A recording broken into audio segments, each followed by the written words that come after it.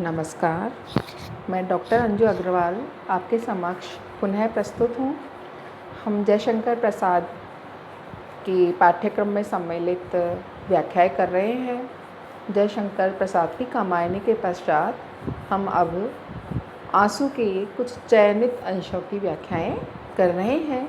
उसी व्याख्याओं की कड़ी को आगे बढ़ाते हैं। बिजली माला पहने फिर मुस्कुराता था आंगन में, हाँ कौन बरसा जाता था रस बूंद हमारे मन में।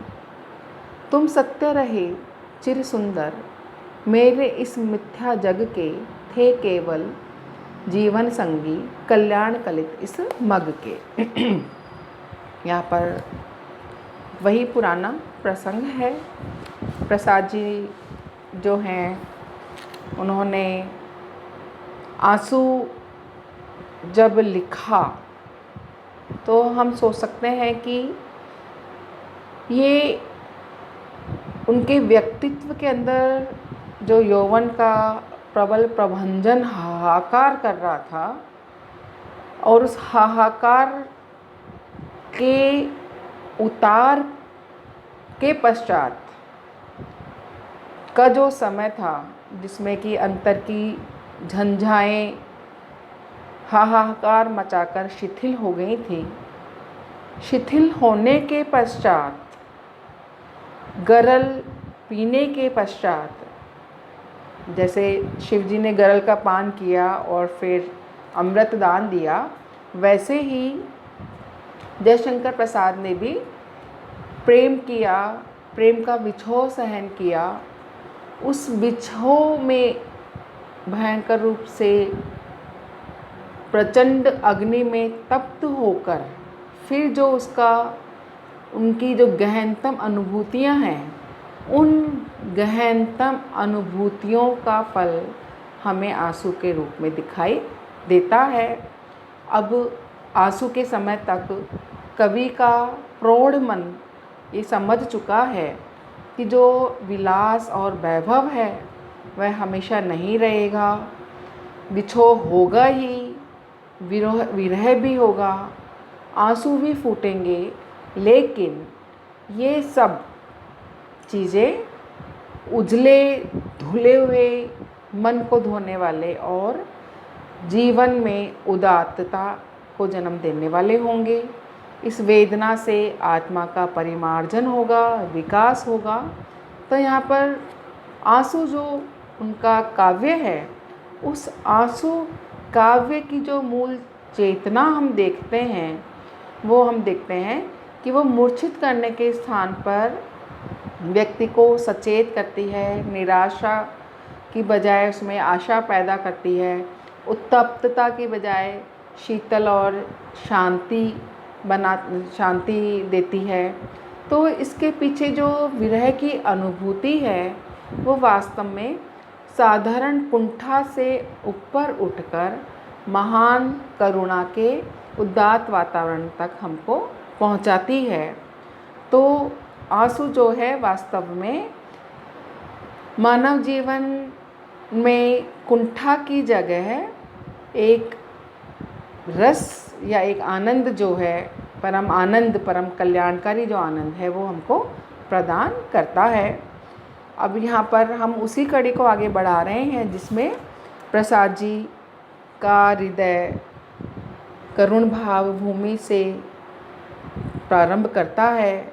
उस प्रारंभ के पश्चात जो आगे अंश है उस अंश की हम व्याख्या करते हैं। यहाँ पर प्रेमिका के साथ अपने मधुर संबंधों का स्मरण कवि ने किया है और इसी प्रसंग में कवि आगे बढ़ता हुआ कहता है कि बिजली माला पहने फिर मुस्कुराता था आंगन में, हाँ कौन बरस जाता था रस बूंद हमारे मन में। कि जब तुमसे मिलन हुआ था उस समय सारा वातावरण अतीव सुखदायक बन गया था। उस समय बादलों की घटा भी बिजली की माला पहनकर मेरे हृदय रूपी आंगन को आलोकित करती थी और उस समय आनंद रस की बूंद बनकर तुम मेरे हृदय में, मेरे मन में बस गई थी। वह कितना सुंदर क्षण था यह हम जानते हैं। कवि आगे कहता है कि ये संसार सत और असत से परे केवल एक भ्रामक प्रतीति है, परंतु इन भ्रामक दृश्यों में भी एक वस्तु चिरंतन सत्य तथा रूपवान है, चिर सुंदर है, और वह तुम हो। तुम ही हो जिसने कि मेरे जीवन के कल्याण पथ की सहचरी बन करके इस जीवन को समग्रता प्रदान की है। तुम सत्य रहे चिर सुंदर, मेरे इस मिथ्या जग के केवल जीवन संगी कल्याण कलित इस मग के, कि तुम्ही ने आकर के मेरे इस जग को, मेरे इस संसार को कल्याण से पूरित किया है। मेरे इस तप्त मन पर तुमने ही रस की बूंदें डाली हैं, बरसाई हैं।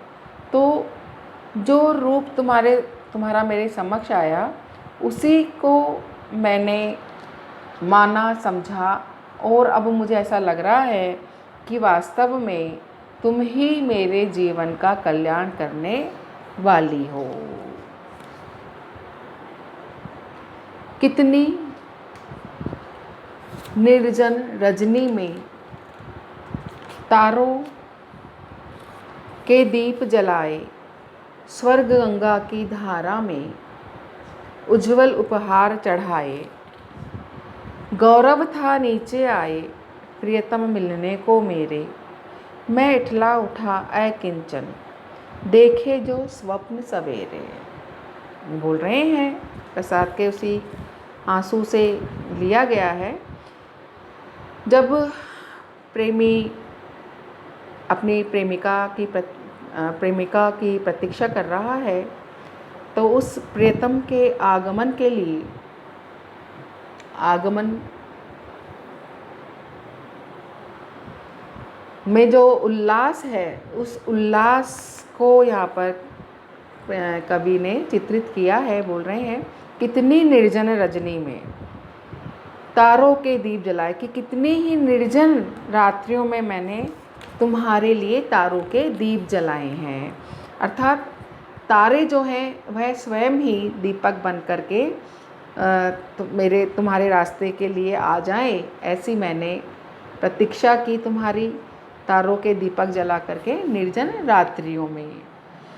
स्वर्ग गंगा की धारा में उज्जवल उपहार चढ़ाए, और कितने ही आकाश गंगा की, स्वर्ण गंगा की जो धारा थी, उसमें मैंने कितने अपने प्रेम के निर्मल हृदय के तुम्हारे लिए उपहार चढ़ाए हैं।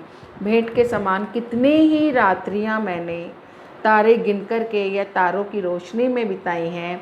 कितने आकाश गंगा की जो उज्जवल चमचमाता हुआ जो समय था, वह सारा समय मैंने तुम्हारे लिए भेंट के समान चढ़ा दिया है। अर्थात ये मेरा जो हृदय है, यही दीपक बन करके तुम्हारे लिए कितना जला है। कितनी स्वर्ग गंगा की जो धाराएं हैं, उनको मैंने तुम्हारी प्रतीक्षा करते हुए व्यतीत किया है। गौरव था नीचे आए प्रियतम मिलने को मेरे, मैं इठला उठा अकिंचन, देख जो स्वप्न सवेरे।